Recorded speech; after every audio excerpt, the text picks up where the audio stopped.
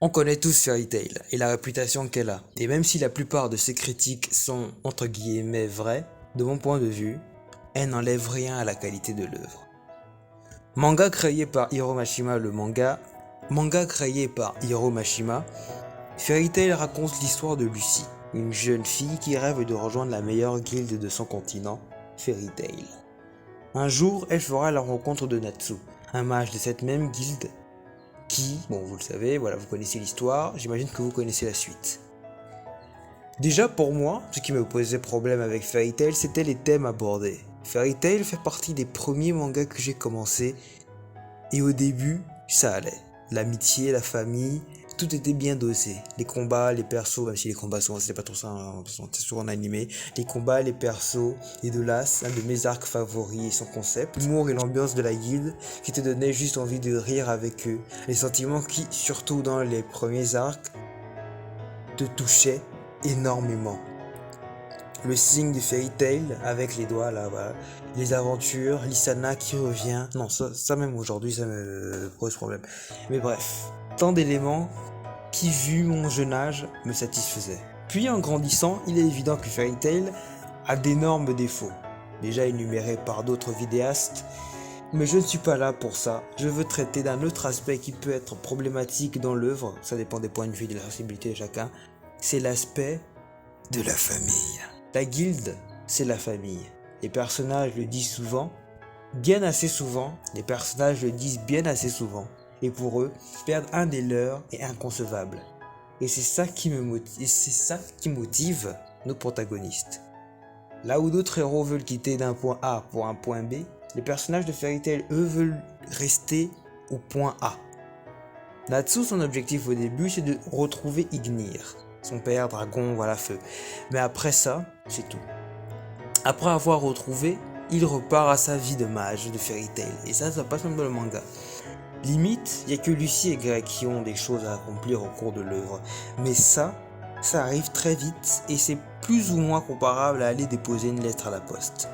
Cet acte conduira toujours à une chose, revenir à la maison. Après tout, c'est pas une mauvaise chose en soi. C'est un aspect du manga qui aujourd'hui m'a énormément touché au vu de ma vie et des conditions de voilà. Ça dépend de la sensibilité, j'ai déjà dit, oui. Les personnages accomplissent pour la plupart des actes sans pour autant vraiment grandir. Natsu au début et à la fin de l'œuvre, c'est plus ou moins le même. Pareil pour Happy et Lucy.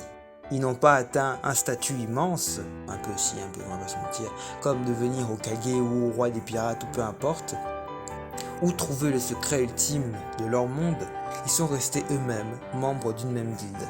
Car là où on peut se demander, et après avoir trouvé le One Piece et vaincu le gouvernement mondial, que vont faire les chapeaux de paille?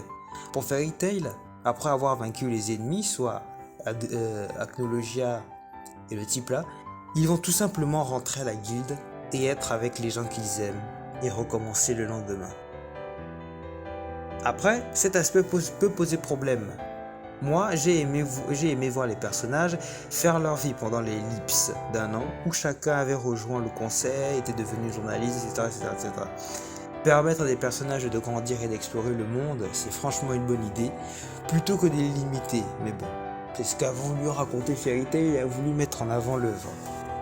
Au fond, peu importe ce que l'on peut vouloir accomplir, il est important pour tous d'avoir un endroit où aller, un endroit que l'on peut appeler une maison, un endroit où se situe ta famille. Les sentiments de Fairy Tail. Lors de la première partie, j'ai évoqué l'aspect de la famille qui est central à l'histoire, aux personnages et à l'œuvre.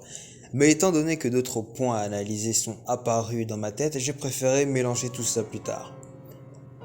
Donc, à la fin de l'œuvre, un sentiment m'est apparu. Je ne saurais dire si j'étais triste ou heureux de la fin du manga, qui n'était pas décevante, mais assez frustrante.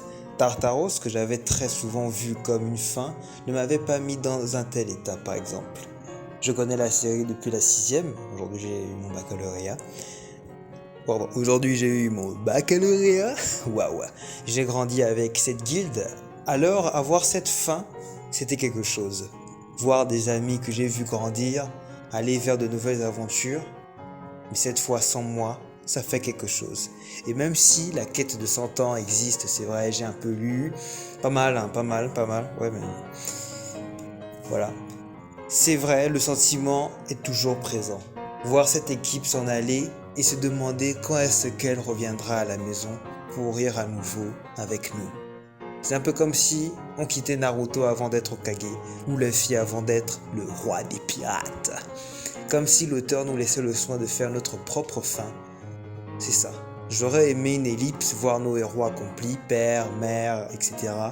Mais l'auteur a préféré nous laisser avec nos personnages tels qu'ils sont, tels que l'on les a laissés, et qui continueront de grandir et avoir des objectifs qui rempliront, et ensuite, ils pourront rentrer à la maison. Et juste avec ces sentiments et cette certitude qu'ils reviendront à la maison, dans mon cœur, rien ne changera. Et c'est ça que j'aime avec ce manga et avec Fairy Tail. C'est pour ça que ça reste un de mes mangas de cœur pour aujourd'hui et je l'espère encore pour longtemps. Bon oui, à la quête de 100 ans, j'ai déjà dit, mais voilà pourquoi j'aime Fairy Tail, parce que malgré que les héros ne deviennent pas des adultes à la fin, ils restent tels qu'ils sont.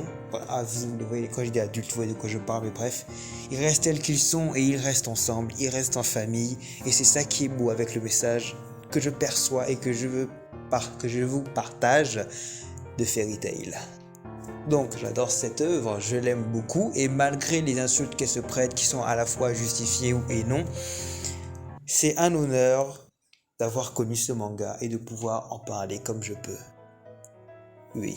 Merci à tous d'avoir regardé cette vidéo. On se dit à la prochaine pour une prochaine vidéo sur le monde incroyable, magnifique, du monde majestueux de Fairy Tail, de Radiant, ça dépendra du mood. Bye. Ah non, j'aime trop ma voix.